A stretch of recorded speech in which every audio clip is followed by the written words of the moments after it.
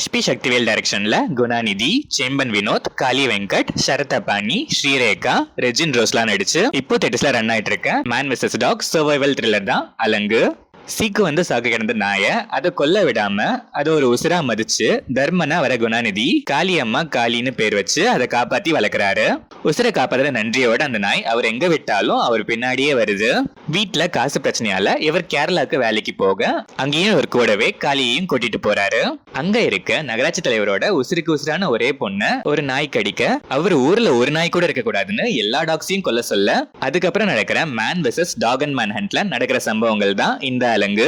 இந்த படத்தோட run time 2 hours and 9 minutes. படம் ஆரம்பிச்சது கொஞ்சம் ஸ்லோவா தான் ஆரம்பிச்சது. போக போக பிளாட் நீட்டா ஸ்டேஜ் பண்ணி இன்டர்வல் கிட்ட நல்லாவே என்கேஜிங்கா கொண்டு போயிருக்காங்க. இன்டர்வல் பிளாக் நல்லாவே இருந்துச்சு.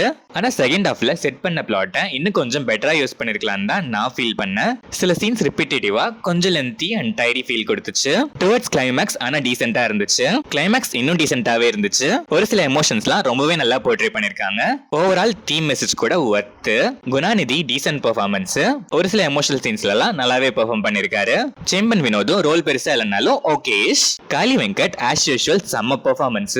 பர்டிகுலரா செகண்ட் ஹாஃப்ல ஒரு சின்ன எமோஷனல் சீனை கூட அவ்வளோ இயல்பா வேற மாதிரி பண்ணிருக்காரு. ஸ்ரீரேகா செம்ம பெர்ஃபார்மன்ஸ். ப்ரீ கிளைமேக்ஸ் சீக்வன்ஸ்லாம் mass. Sarathapani, Rejin Rose and other ஆர்டிஸ்ட்லாம் ஓகேஷ் பெர்ஃபார்மன்ஸ். சினிமாட்டோகிராஃபி டீசென்ட்டா இருந்துச்சு. ஃபாரஸ்ட் விஷுவல்ஸ்லாம் நல்லாவே இருந்துச்சு. ஒரு சில இடத்துல மேக்கிங்லாம் கொஞ்சம் சொதப்பல. CG worst. Background score and சாங்ஸ்லாம் டீசென்ட்டா இருந்துச்சு.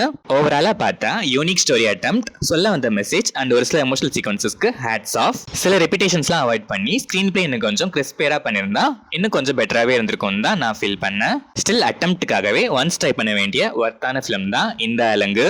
கண்டென்ட் லவர்ஸ் மிஸ் பண்ணாம ஒன்ஸ் ட்ரை பண்ணி பார்க்கலாம்.